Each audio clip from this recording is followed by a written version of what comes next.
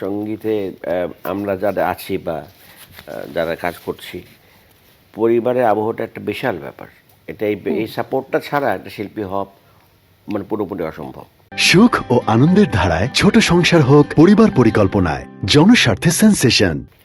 হয়তো অনেক শিল্পীকে দেখেছে যে আসছে গান করছে, দেখা গেল কোনো কারণে বিয়ের পর গান বন্ধ, বা একটা পড়াশোনার স্টেজে গান, বাবা মা গান বাজনা বন্ধ করে দেয়। তো ওটা আমার ফ্যামিলির সাপোর্টটা ছিল। আমি জন্ম থেকেই তো দেখে এসেছি আমার 5 বোন, ওনারা সকাল থেকে রেওয়াজ করছেন, ওস্তাদজি আসছেন বাসায়, গানের পরিবেশ চলছে। তারপরে আমাদের বাসায় ছিল আমার বাবা মাদেরও একটা এনভায়রনমেন্ট ছিল, বাবার সাইডে মার সাইডে। তো সব মিলিয়ে আমি খুব লাকি, ডেফিনেটলি আমরা সবাই লাকি যে আমরা বিলং টু দিস ফ্যামিলি। বাহ। আচ্ছা, আমাদের প্রিয় আবিদা সুলতানার কণ্ঠে তো অনেক অনেক জনপ্রিয় গান রয়েছে। আপনার কাছে আপনার প্রিয় গানগুলোর যদি একটা তালিকা করতে বলি, সেরা 5-এর মধ্যে কোন গানগুলোকে রাখবেন? আপাতত অজস্র গান, অজস্র গান।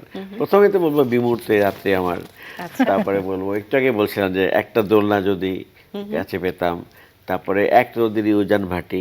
কেন তো ওরই তো একটা খুব সুন্দর, সব গানই সুন্দর। একটা আমার আমার ভীষণ প্রিয় ওর গান, ফাগুনে এলে যে শ্রাবণ। ও ফাগুনে এলে যে অসাধারণ শ্রাবণ, গান এটা। আমার সুর করা লেখা গান। তো আবিদ আপা করেছিলেন। তা আপার অজস্র গান, তার মধ্যে এগুলা আছে না কিছু প্রায়োরিটি লিস্টে থাকে। প্রথমে যে গানটির কথা বলেছেন, বিমূর্ত বিমূর্ত এই রাত্রি আমার, যেহেতু বলছে, গানটা এখন না শুনে ফেললে মনে হয় সেটা একটু ভর অন্যায় করা দুপুরে হবে। সূর্যের নিচে বসে যদি কেউ এই গান শোনো, কিন্তু মেজাজ খারাপ হয়ে যাবে। একেবারেই হবে না, এত মিষ্টি কণ্ঠে একটা গান শুনলে কার মেজাজ খারাপ হবে? দর্শক অপেক্ষায় রয়েছে, একটু শুনতে চাই। আচ্ছা, একটুখানি করছি।